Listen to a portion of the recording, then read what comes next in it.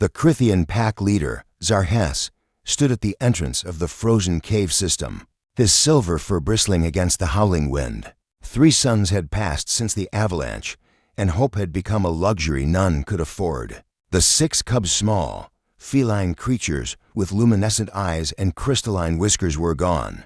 Buried somewhere in the endless white wasteland of Theta-9. The pack had searched. Oh, how they had searched! Their superior olfactory systems, their thermal vision, their strength that could move boulders, none of it mattered against the merciless ice storms and the kilometers of compacted snow. The cubs' parents, Melthra and Kesavan, had collapsed from exhaustion 2 cycles ago. Now they sat in the corner of the cave, their tails wrapped around each other, eyes vacant. The morning songs had begun at dawn. Margot adjusted her thermal scanner for the 47th time, ignoring the warning lights flashing across her visor. The battery was nearly dead. Her oxygen reserves showed red. The temperature outside her suit had dropped to -70 degrees Celsius. None of it mattered. She'd been tracking the life signs for 16 hours straight. "Margot, you need to return to base." Max's voice crackled through her deteriorating comm link. Her research partner sounded exhausted. "The storm's getting worse. We'll mount another search when they're alive." Margot's voice was steady, certain.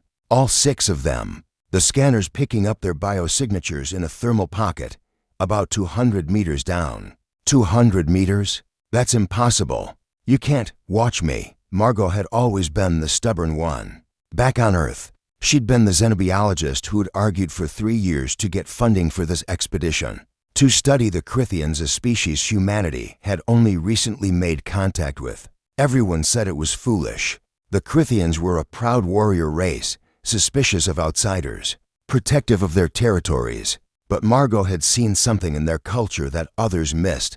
Beneath the fearsome exterior, they were deeply communal, bonded by something humans understood all too well: family. She drove her climbing pick into the ice wall and began to descend. The thermal pocket was exactly where her scanner indicated a small air cavity created by volcanic vents deep beneath the planet's crust. The cubs huddled together, their small bodies trembling, their crystalline whiskers dim. When they saw Margot's helmeted figure drop through the opening, they hissed weakly, more from fear than aggression. "Hey, little ones," Margot whispered, her voice soft despite knowing they couldn't understand her words. "Let's get you home." She'd prepared for this. Her suit had interior pouches designed for sample collection, but now repurposed.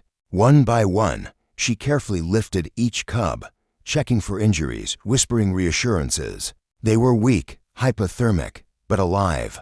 She tucked them against her body where her suit's heating elements were strongest. The climb back up was the hardest thing Margot had ever done. Her muscles screamed. Her fingers, even through the insulated gloves, went numb.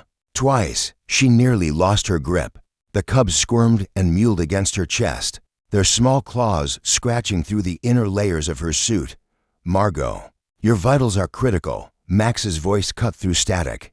"Your core temperature is dropping. You need to..." "Almost there," she grunted, hauling herself up another meter. When she finally reached the surface, the storm had intensified. Wind-driven snow reduced visibility to near zero. Margot could barely see her own gloved hands, but she knew the direction to the Crithian caves. She'd mapped it, memorized it.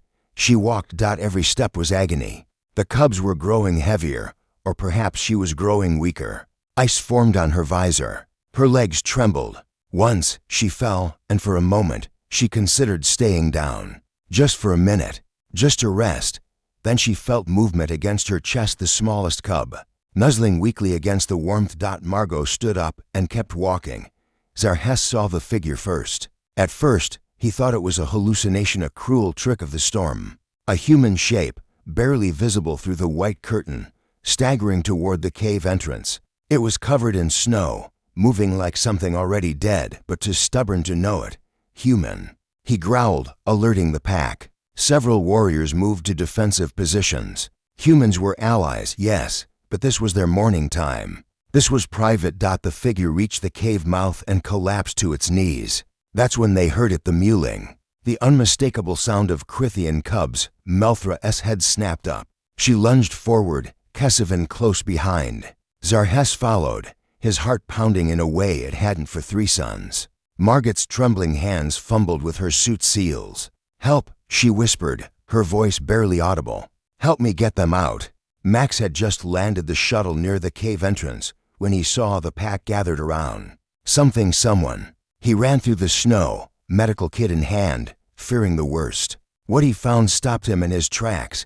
Margot sat against the cave wall, her suit open, her face pale with hypothermia. Around her, the Crithian pack had formed a protective circle. Melthra and Kesevin were checking their cubs, all 6, alive, crying, hungry, but alive. The parents' luminescent eyes were streaming with what could only be tears. Zarhess stood over Margot, and Max tensed, ready to intervene. But the pack leader did something unexpected. He removed his own thermal pelt, a garment of great ceremonial importance, and draped it over the shivering human. "You walked through death," Zarhess said in his growling accent, his translator working overtime. "For cubs not your own. For a pack not your own." Margot managed a weak smile. "They're kids. That makes them everybody's." Max knelt beside her, running medical scans. "You absolute lunatic," he muttered, but his voice was thick with emotion. "Your core temp is dangerously low. You could have died." "But I didn't." Margot watched as the cubs nursed from their mother, their crystalline whiskers beginning to glow brighter. And neither did they, that night, as Margot recovered in the medical bay. Wrapped in heating blankets with Max fussing over her vitals, she received a message. The Crithian Council had sent it a formal declaration. From this day forward, Margot Chen was to be considered pack-kin, an honorary member of the Crithian people, the first human ever granted such status. "They're saying you're family now," Max translated, shaking his head in wonder. "Do you know what this means? The diplomatic implications alone." "It means," Margot interrupted, her voice drowsy but content, "that those cubs get to grow up, that their parents get to watch them grow. That's what it means." Max smiled and adjusted her blankets. "You humans," he muttered, "always running into danger for others." "Correction," Margot mumbled, already drifting to sleep. "We run into danger for family, and in the caves beyond." As the storm finally cleared and 3 suns rose over Thetan 9, the Crithian pack sang not songs of mourning, but songs of celebration and of one small, stubborn human who taught them that family isn't always defined by blood or species. Sometimes it's defined by who's willing to walk through hell to bring your children home.